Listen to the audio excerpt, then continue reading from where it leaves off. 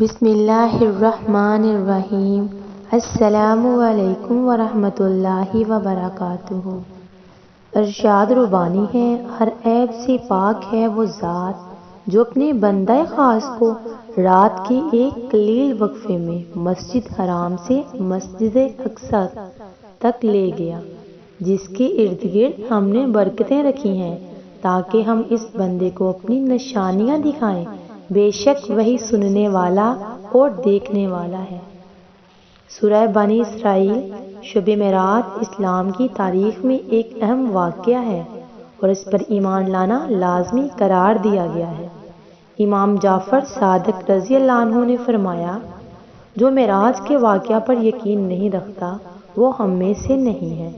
قرآن حکیم میں بھی اس مقدس رات کا ذکر آیا ہے، جس میں واضح طور پر یہ لکھا گیا ہے کہ ماہ رجب کی 27 یعنی تاریخ کو اللہ تعالیٰ نے حضرت جبریل امی کو حضرت محمد صلی اللہ علیہ وآلہ وسلم کے پاس بھیجا۔ انہیں ساتوں آسمانوں کی سیر کے لیے اور قرآن حکم میں اس بابرکت سفر کو معراج کا نام دیا گیا ہے۔ رجب 27 کی رات حضرت جبریل امی حضرت محمد صلی اللہ علیہ وآلہ وسلم کے گھر حاضر ہوئے اور آپ صلی اللہ علیہ وآلہ وسلم کو نیند سے بیدار کیا اور اللہ کا پیغام دیا۔ حضرت محمد صلی اللہ علیہ وآلہ وسلم نے اٹھ کر وضو فرمایا اور اپنے گھر سے باہر تشریف لے آئے۔ پہلے آپ صلی اللہ علیہ وآلہ وسلم خانہ کعبہ تشریف لے گئے اور وہاں سے مسجد اقصی تشریف لے گئے۔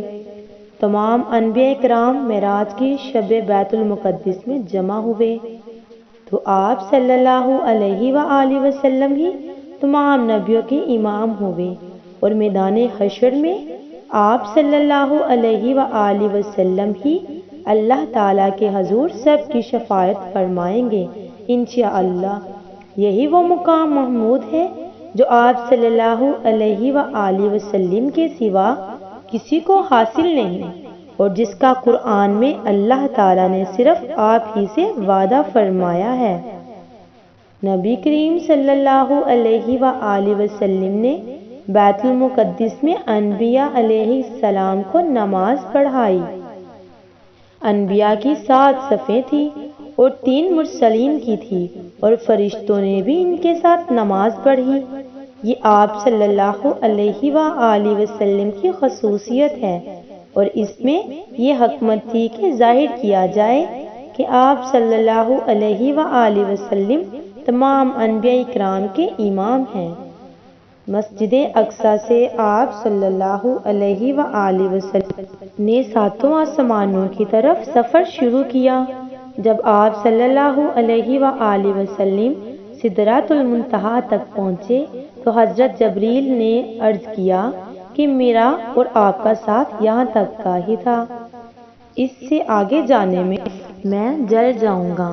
آگے کا سفر حضرت محمد صلی اللہ علیہ وآلہ وسلم نے اکیلے ہی طے فرمایا۔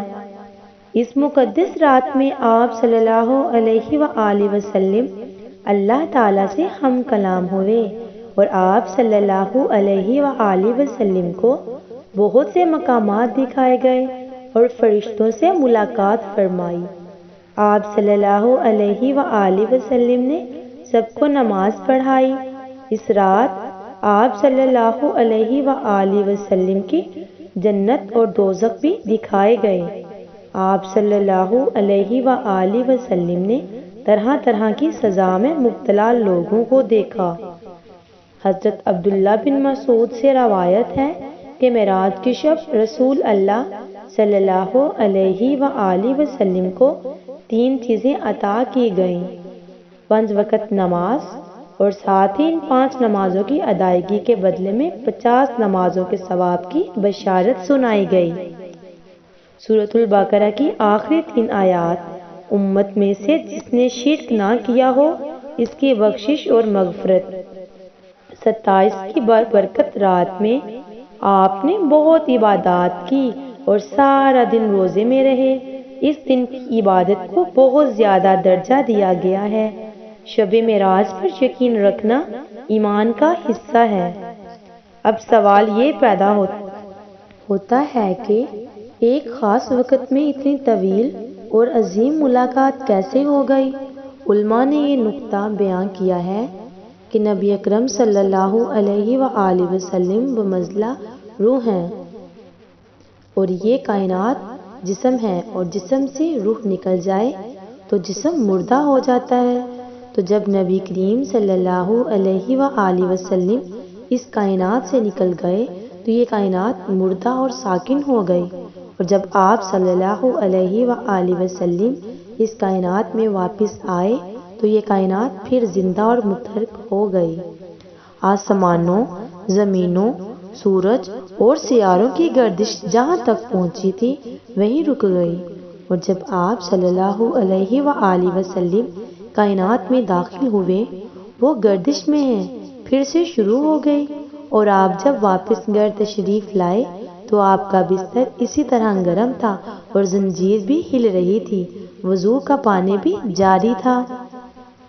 جن چیزوں کے ساتھ نبی اکرم صلی اللہ علیہ وآلہ وسلم کی معراج کا تعلق تھا انہیں اللہ نے اپنے حال پر متحرک رکھا اور ان کے علاوہ باقی کائنات کو بے حسبان اور ساکن کر دیا تھا، اور جب آپ صلی اللہ علیہ وآلہ وسلم واپس سفر معراج کے تشریف لائے تو وہ پھر ہر چیز وہیں سے حرکت کرنے لگی جہاں سے آپ چھوڑ کر گئے تھے۔